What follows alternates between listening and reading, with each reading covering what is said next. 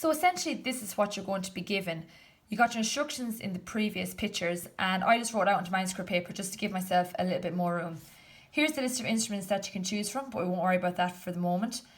First things first, you want to find your key. So if you don't know offhand what two sharps are, you go to your last sharp, find out what line that's on. So we know for our spaces it spells face, so F-A-C, this on the C line, and you go up one. What comes after C? D. So you're in the key of D major, if you want to write that on top of your page. If you remember one of your tasks, you had to modulate the dominant. What's the dominant? It's the fifth note or the fifth key in your scale. So what I done down here in my rough work, I wrote out the scale of D. D, E, F sharp, G, A, B, C sharp, D. Next thing you want to find your fourth. 1, 2, 3, 4. Or Fa. Do, Re, Mi, Fa. To modulate, you want to change Fa to Fi. We know that Fa is G, so we're going to change G to G sharp. And we're modulating to our dominant, which we know is our fifth note. 1, 2, 3, 4, 5. So you want to have a G sharp, and then you want to have A in the next bar. So you want to have a G sharp in bar 7 and an A in bar 8. So before we tackle our melody at all, I want you to put in all the niggly bits. So your form down along the side, write in your bar lines, plot out your template, which again you had in your previous picture. So now I just put in all those little bits. I have my form down along the side. Again, in previous pictures you saw this is the form that you want to have. You're going to modulate in bar 7 to 8. You're going to put Fi here, and you're going to modulate your new key, the dominant key, over here. Here we want to have an imperfect cadence, so notes in the chord of 1 in this bar and notes in the chord of 5 in this bar. And then you want to end on a perfect cadence, and you're obviously going to end on Do. What's Do? If you look down here, it's D. I've also plotted the chords for the chord of 1, the chord of 5, because I suppose they're the ones we're going to be using for our cadence points. Chord of 1 is D, F sharp and A, and the chord of 5 is A, C sharp and E. You remember from your harmony question where I got those chords from.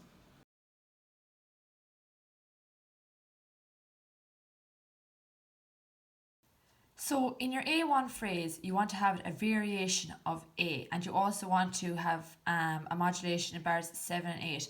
But before we get to that, how are we going to vary our A phrase into our A1 phrase? So I just put in the tonic solfa underneath the A phrase, just so I can get a better idea of where I'm going to be going. How do I know the tonic solfa? Because I've plotted my scale and my solfa in my rough work. So just look at the way the melody is going. Do, ti, do, so.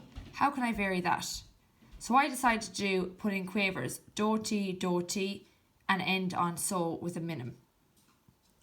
Then for my next bar, I borrowed a rhythm from here and manipulated this bar. So la, so, fa, so. This is going down a step. So I decided to extend my range a little bit. Put in a dotted crotchet, quaver, crotchet, crotchet.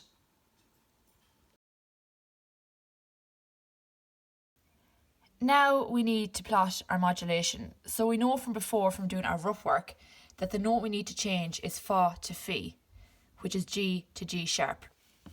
The reason we're changing that, because if we didn't change anything, then the key would stay the same. So I'm going to continue on. If you can see here from the A phrase, we're moving up in step. So that's exactly what I'm going to do. Starting on D, which I know is Do, but I'm not going to sound it too close to the modulation. It's okay, maybe the first note in the bar, but I won't put it over here because then it will make the modulation sound weaker. So I'm just going to go up in step, all in crotchets, like it's done here in the first bar. So I'm not changing the rhythm around too much. And then I get into G, and I'm going to make it a sharp. So I need to have the first note in this bar, A. Why? Because it's the dominant. How do we know it's the dominant? Because the dominant is the fifth note, and after plotting our rough work, we know that 1, 2, 3, 4, 5, A is the fifth note. And I want to do so, re, so. Why? Because I know it sounds nice. So is A, re is E, so I'm going to go down to E. And I'm going to put a lower A then. And I'm putting it as a minim because it's a cadence, and a cadence is the ending of a phrase. So you want the ending of a phrase nice and final, and a minim is a long note to do that.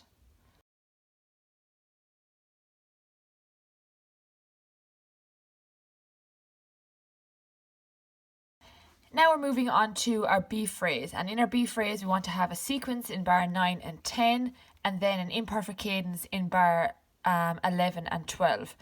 So it's good practice to base your sequence on a rhythm from the given phrase. The given phrase is the A phrase. So I chose bar 3 as the rhythm that I was going to use, and I also kind of copied the melody in a similar way. As you can see here, they're going up by step, so I decided to move my sequence up by step. So it's good to, after your modulation, to go back to the original key, and the original key is D. So I decided to start my sequence on D, or Do. So I went up in step D, E, F, G, or Do, Re, Mi, Fa, and then I decided to go up 2 tones or 2 notes when I'm rising my sequence. So then I did F, G, A, B, Mi, Fa, Sol, La. A sequence is a repeated pattern at a higher or lower pitch. Because my sequence was rising, I decided to rise my sequence rather than doing a descending sequence. Then in bar 11, I want to take notes from the chord of 1. How do I know what the chord of 1 is? Because we've done rough work over here earlier. So I did A, G, F, E, D, and F.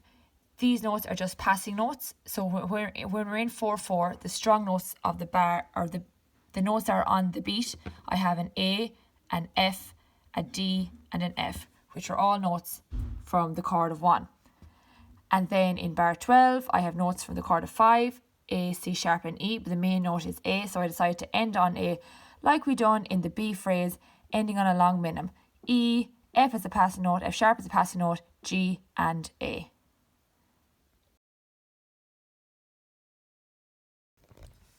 So when you're in the end now, our A2 phrase, like our A1 phrase and like our A phrase, you want to have a bit of a variation in it and try to extend the range just so it sounds final, just so you have your climatic point. So what I done, I took the bar 1 from the A phrase and I brought it down an octave. If I brought it up an octave, it just would have been too high with ledger lines. So I brought it down an octave. Then here, as I noticed up here, bar 2 is going as far as So. So in order to get up to So, I decided to do some step movement, which we know is quite popular from our given phrase, step movement, and ending on an A here, or So, like they done in bar 2. Then here I decided to have a bit of a climatic point in bar 15, and we know we want to end in a perfect cadence, so we want to contain notes from the chord of 5 in bar 15. So here I have an E, F, G, E, A, E, F sharp, and E, which are all notes from the chord of 5 with some passing notes in there as well. And I decided to use quaver movement and to have my high note here, A. So as you can see, the low note here is A and the highest note is A. So I've actually extended this range by 2 octaves.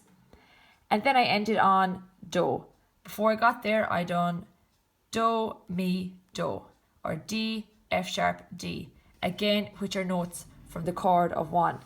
Also ended on a minim because this is the end of a phrase, this is the end of a piece, and you want it to sound final.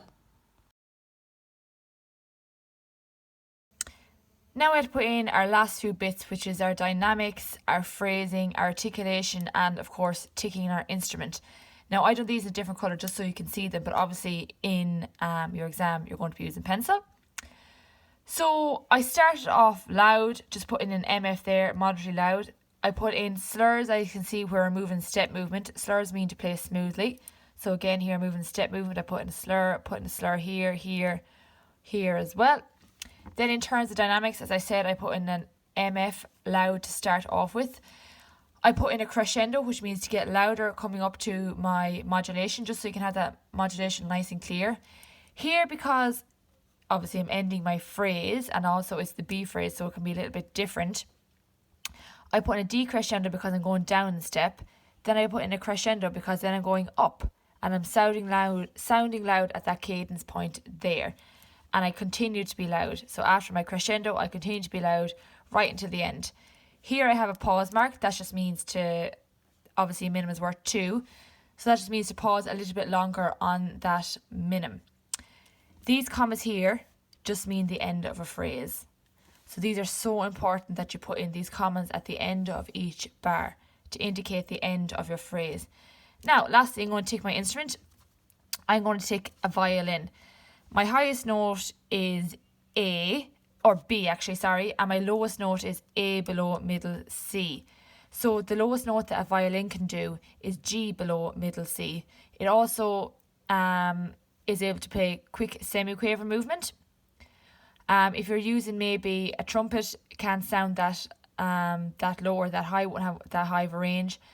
A flute, because I have quaver movement here, it might be a bit hard for the flute to take a breath. Same with the oboe. Also, the flute doesn't go below middle C. Oboe does go lower, but again, when I'm using that quaver movement, when you're playing a wind instrument, it might be hard to take a breath. So it's always, if you're not going below G below middle C, a violin is always a safe shout. So yeah, that's the end of the melody. Hopefully that helps. I know for some of you starting off, it's the biggest question you have is, how do I know if it's going to sound nice? And I suppose it just takes practice. You need to do these as much as possible. Listen to them as much as possible. Get used to knowing what works, what doesn't work. Always, if it means writing out a chord box, so be it. Because then you know these notes, when they're in the chord, they're going to sound nice together. A is going to sound nice going to C sharp, going to E. They're all notes that are part of the chord.